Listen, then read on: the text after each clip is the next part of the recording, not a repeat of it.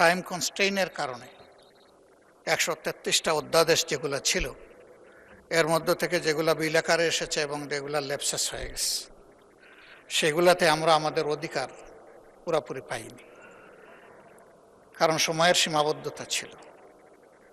সেই ক্ষেত্রে ইচ্ছায় হোক অনিচ্ছায় হোক আমাদেরকে এই প্রক্রিয়ার মধ্যেই থাকতে হয়েছে। তো এখন সেরকম কোনো প্রেক্ষাপট ছিল না। এই দুইটা বিলের ক্ষেত্রে আমাদের অধিকার কিন্তু খর্ব হলো। খণ্ডন আপনার চেয়ার থেকে আপনি করলেন, খণ্ডনটা কিন্তু আপনার হাতেই হলো। 2 নম্বর হচ্ছে, উনি যথার্থ বলেছেন, যোগ্য লোকদেরকে যোগ্য জায়গায় স্পেস করে দেওয়া দরকার। কিন্তু একটা কথা আছে যে বৃক্ষ তোমার পরিচয় কি, ফলে আমার পরিচয়। দিনটা কেমন যাবে, মর্নিং শোজ দ্য ডে। সরকারের 2 মাসে যে সমস্ত কার্যকলাপ বেসিক জায়গাগুলোতে হাত দেওয়া হয়েছে, প্রত্যেকটা জায়গায় জনগণের আকাঙ্ক্ষার বিপক্ষে চলে গেছে। বাংলাদেশ ব্যাংকের মতো, আমি বেসিক জায়গা বলেছি, আমি কোনো কার্ড এইগুলো বলিনি, নীতিগত যে জায়গাগুলো,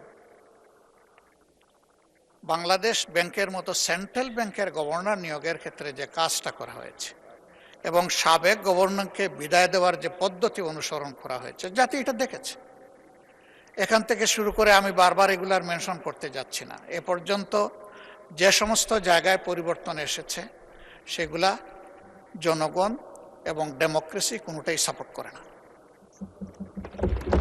এমনকি খেলার মাঠটা পর্যন্ত আমরা উন্মুক্ত রাখতে পারলাম না, ওখানেও গিয়ে আমরা ঝাঁপাইয়ে পড়লাম।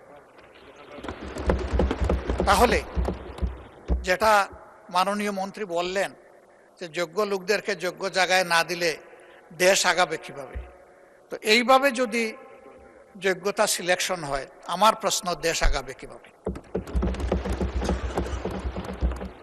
আমরা তো কার ইন্টেনশন কি সেটা দেখতে পারবো না, এটা মনের ব্যাপার, এটা একমাত্র আল্লাহ তাআলা দেন।